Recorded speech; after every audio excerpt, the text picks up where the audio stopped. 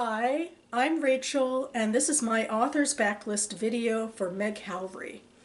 I've read 3 of Meg Howrey's books in December and early January, and I usually make these author's backlist videos in January. Just running a little behind, a little late this year, but I figured I'd make a quick little recap of the books I read just right now. For a brief intro, Meg Howrey is a former dancer who now has written 4 literary books and lives in Los Angeles.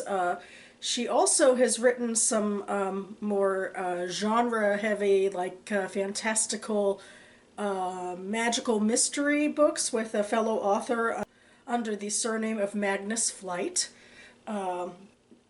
Dancing makes her way pretty heavily into some of her books, but I first read Meg Howrey a few years ago when she came out with The Wanderers, which is science fiction, literary science fiction, about a group of people who are preparing to go on an expedition to space, to outer space. And we follow their lives and their children's lives leading up to that. And I was intrigued enough. I'm not always the hugest fan of literary authors who write science fiction, but I guess I liked her characters and premise enough, and I wanted to see what else I thought of her writing. And the first book I've read more recently of hers is her debut novel, which is Blind Sight. This is her other literary novel that is not about dance. The other 2 that I'll be talking about here are, but in her debut, I think it seems like she wanted to try something a little more distant from home, maybe not quite as distant as outer space, but her main character is a 17-year-old boy named Luke Prescott. Luke is about to go off to college, and this lends a convenient way to tell his story in like a dual narrative style. So for some of his story, he is writing in first-person POV, sort of attempts at writing a college essay. And he is doing this at the time when his long-lost father has re-entered his life. His parents were kind of bohemian in their way, and had him out of wedlock, and the father disappeared, and Luke didn't actually know much about him until the famous actor Mark Franco, came in and said, well, guess what, it's me. And, his mother said, yep, it's him. And Mark wants Luke to spend a summer with him in Los Angeles, as Mark himself is a pretty famous actor who is starring in a science fiction show, so I guess science fiction is kind of in on this as well. And so the 2 dual narratives actually more or less take place at the same time. It's just that sometimes we're following Luke in like his first-person POV, and that's a little more speculative in a way of him trying to understand what's happening. And then in more of a reportage style, we're following Mark and Luke in third person throughout this summer. And I think it's what interested me the most is, well, first of all, Howrey, I think, did a pretty good job of writing about Hollywood and sort of the life Mark Franco was leading without being too sensational, and that she could make Mark Franco seem like a normal guy who actually wanted to have a relationship with his son. It also was an interesting bildungsroman because Howrey did give Luke Prescott a quirky life, a quirky sort of sense of humor, but also his mother's sort of a new age free spirit. And her other 2 daughters are very eccentric as well, and Luke himself was expected to be a daughter too. So he always felt like a little bit on the outsides of the family, and now he's being shown a new, type of family in reality. And I think Howrey does this in a way that's, believable, that, Luke is starting to, push back against things without it being too melodramatic. And I just thought it was an interesting culture clash, what he went through, and I wish in a way the novel were restructured so that his mother was also a bigger piece of it. But at the same time, then the ending does in fact skew into sort of a dramatic reveal that I didn't like as much. It felt like a soap opera twist to me, and it took away from all of this interesting character work that she had done. But before that, I thought this was, an interesting foray a debut author was taking into trying to understand some characters who, you'd usually think of these like new age to celebrity characters in a different light. The next book I read of hers is They Are Going to Love You, which is her most recently published. In this book, we are following Carlisle, who is in her 40s and has some sort of wry, quirky humor to her that, as another 40-something-year-old, I rather appreciated in this book. And it's another dual narrative, although, actually this one is, split up between different times. In the first timeline, Carlisle is in her 40s. She receives the news that her estranged father is dying and goes through, the angsty motions of debating how to get back into his life after all this time in order to say goodbye, and then what does she want from him. And then the formative storyline takes us through the 80s and the 90s, where Carlisle was growing up, and so her parents are also divorced, but she grew up at least for a lot of those formative years in her father's life. Her father, Robert, is a famous dancer and choreographer with a really storied past. He now lives with his partner, Robert, who also is a famous dancer and choreographer. And so Carlisle feels like this is a fairy tale world that she's somewhat invited into.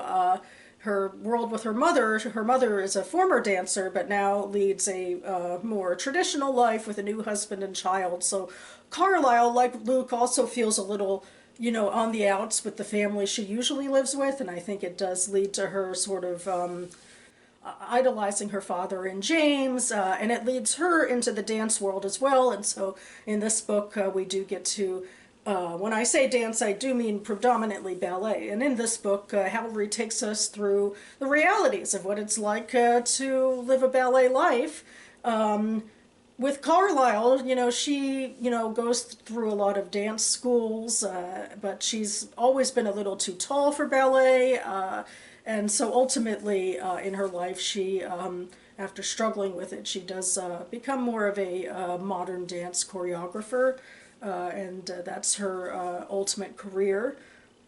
But really, most of the book is about sort of this world she feels a part of with her father, and how it's stripped away from her, taken from her in a way, because of an event that feels like a great betrayal. And it's really sort of, lampposted for a while that, that James is the most important person in Robert's life. So even with her father, Carlisle feels a little on the outskirts, but is loved by her father until her father perceives that that she has done something to hurt James.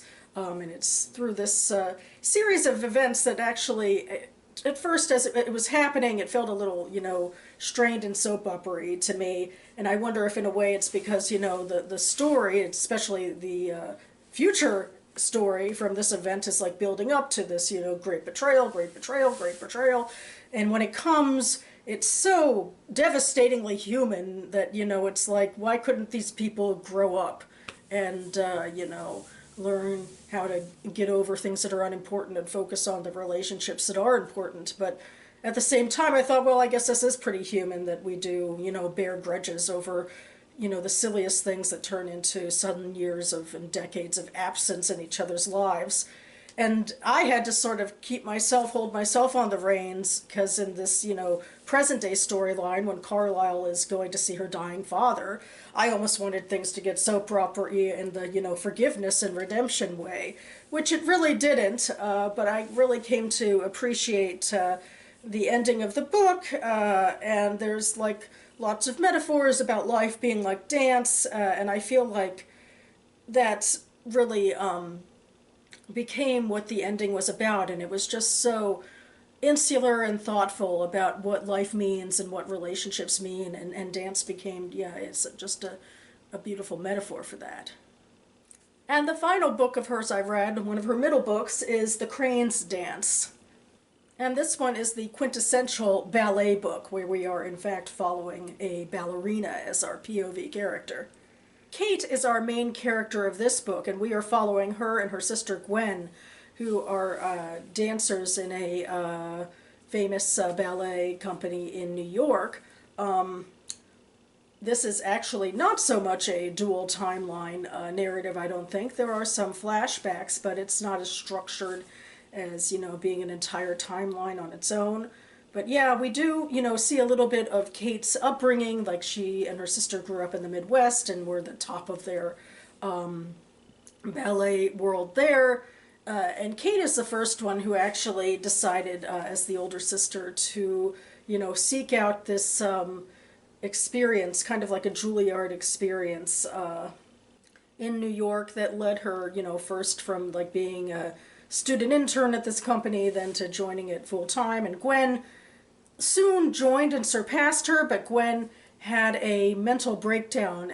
In the main storyline of the book, Gwen is back home in the Midwest, and Kate is, living her life for the first time in a while without her sister, and thinking about what she might have done, like, to help her sister or not, or what sign she missed. And so it does, take one of the major parts about the flashbacks is going to the time when Gwen and Kate are living together, and we can see that Gwen does have some struggles with mental health, but Kate is a teenager herself, so it's hard to know what to do. But in the current storyline, Kate is like desperately hoping and waiting for her sister to actually talk to her again, and is wondering if there's like a betrayal part in this story as well. And she's going through the motions of being a dancer in a company, and we get, the biggest dive into ballet culture here. She's a sort of jaded and spicy character, but I felt like, it gave Howrey the most creative license to indulge in dry humor, which was pretty fun. But it is a day-to-day reality of a life she chose for herself. There is some drama. Dancers have their battle scars. Kate might have literal whiplash from her dancing, which is pretty scary, and feels like it can be difficult to, especially as the daughter of a physical therapist myself, to hear about those aches and pains. There is also that leads to a functional drug addiction. And then there are the usual foibles of, working to the bone at this job, and debating, like, when it's okay to take a step back versus not, because then you might, might lose your spot. But it kind of comes off as like less dramatic and more realistic, like in a certain way. Like anybody who has a job and has to like navigate, work relationships could kind of understand what's going on here. Except that she also is like a little bit of a celebrity and is navigating like a relationship with a fan who's a little younger than her, and how to tell her about what's going on. And then again, with her interiority, she's like this dry person. And what's fascinating about ballet is it's almost like she can use these, over dramatic storylines of, all classical ballet is almost always about, Shakespeare retellings or myth retellings or things like that, not about real life and like sort of like identifying with your emotionally with your real life. And she has not ever gotten too emotional out in the open, and that has, strained relationships with her best friend and an ex-boyfriend, and maybe Gwen, her sister. It took me a little while to get into this novel, just because of, I guess, the intricacies of the New York dance scene and trying to sort of keep up and understand it. But I really did appreciate, this character who like is so deep in this world, and I felt like Howrey did a wonderful job of highlighting Kate's relationship to dance, and not just, Howrey's relationship herself to dance, so that it felt like an authentic fictional story and not just something superimposed by the author. But it is an epistolary novel taking place over some weeks of Kate's season, where she's overworked, kind of exhausted, and so forth. and, ultimately waiting for Gwen to contact her. But I just feel like as a literary reader, it's not heavy on the plot, but it hit all of the right spots for me, where we get to know Kate as who she truly is, even if she might not be fully in tune with herself in that way herself. And the title is a pithy play on Kate's last name and a Greek myth, which is Theseus and the Minotaur, recounted by Plutarch, as you do.